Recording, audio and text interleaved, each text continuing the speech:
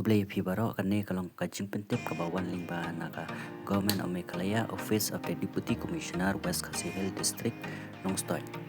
Notice naman ta ka LDA, ka post LDA. Kani kalong kajing pentip naman ta ki candidate ipapas haka written exam. Naman ta kani ka post LDA. Baro ki papas ya kani ka exam kin shortcut sa ka typing speed test. Kaban long hau ar pratarik Januari ajar penrew kapor kan long nadu kas pobaje men step kajaka kan dai JJM Nicholas Roy Memorial Secondary School Nongstoy. Tangki bapas ya ka typing test kin syakhat sa ka personal interview. Om sya ban manra kibut dalade. Baro ki kandidat ki hapon ra ya ka exam admit card bat ka way kadur passport. Kani ka notice kadai bala issue da UDC bat chairperson jong ka DSC West Khasi Hills District Nongstoy.